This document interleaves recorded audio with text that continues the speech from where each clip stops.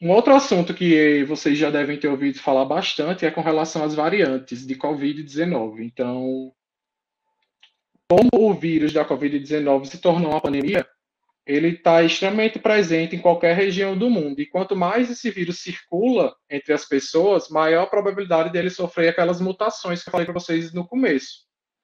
Então, o vírus da Covid-19 ele tem uma alta taxa de eventos de mutação. E esses eventos de mutação ocasionam o surgimento de novas variantes.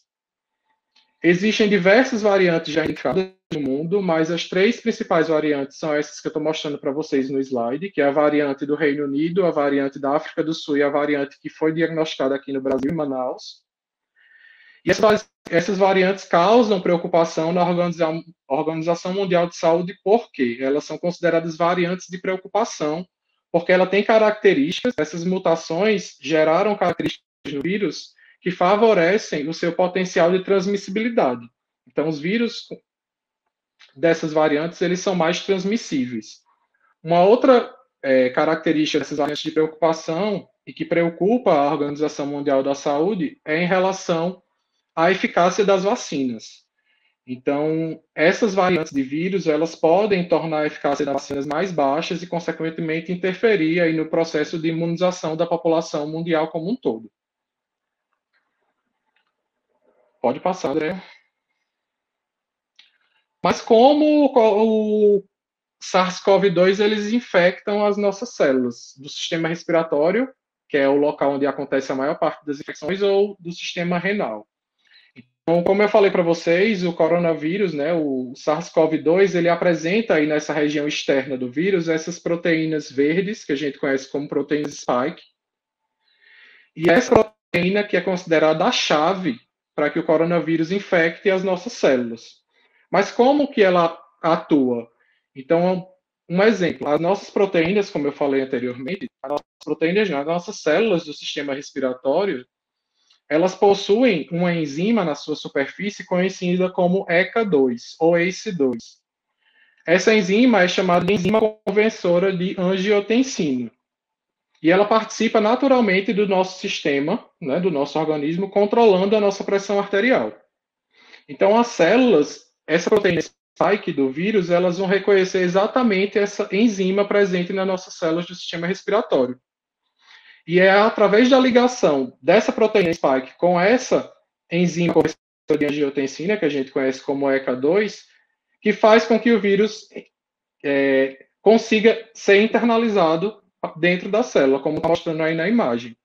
Então, a partir dessa ligação da proteína com a enzima, que é uma ligação extremamente específica, o vírus consegue entrar na célula e dentro da célula o vírus consegue utilizar o seu metabolismo para se replicar e para produzir as proteínas que o formam. Na medida que esses vírus se replicam, eles aumentam em quantidade e levam à destruição dessas células, né, do nosso sistema respiratório, principalmente os pneumócitos de tipo 2, e, consequentemente, eles se espalham e atingem outras células do nosso corpo. Como formas de prevenção, que a gente vai ver no próximo slide,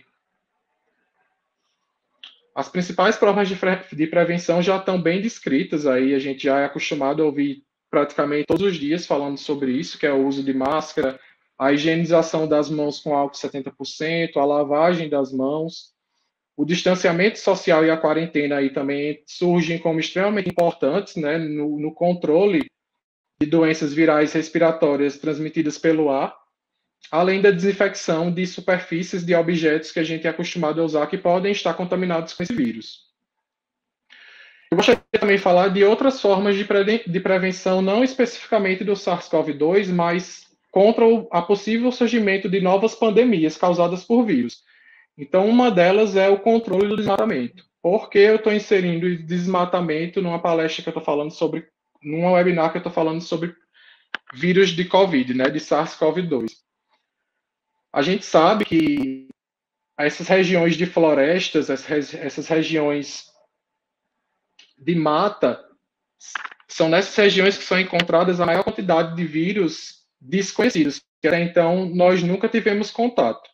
Então, por exemplo, quando a gente desmata uma região de mata fechada, o primeiro efeito que que nós conseguimos observar no desmatamento é a extinção de espécies de predadores de grande porte.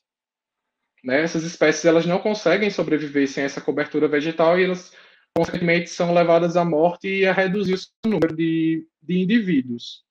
Na medida que a gente diminui o número de indivíduos predadores, né, que são o topo da cadeia alimentar, a gente favorece a proliferação das presas, né, que são aqueles organismos menores que geralmente são reservatórios importantes de vírus desconhecidos para nós, seres humanos. Então, na medida que o desmatamento é ocasionado, esses animais de pequeno porte, que são hospedeiros de vírus, eles tendem a se proliferar, e na ausência de comida nessas regiões desmatadas, eles tendem a procurar os seres humanos. Consequentemente, eles levam consigo esses vírus até então desconhecidos para nós seres humanos, e, consequentemente, isso pode ocasionar o surgimento de uma pandemia específica.